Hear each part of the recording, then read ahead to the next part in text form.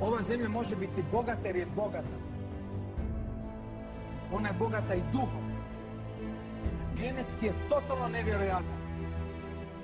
Jer ovaj narod je malen, ali je velik. Velik je srcem i dušom.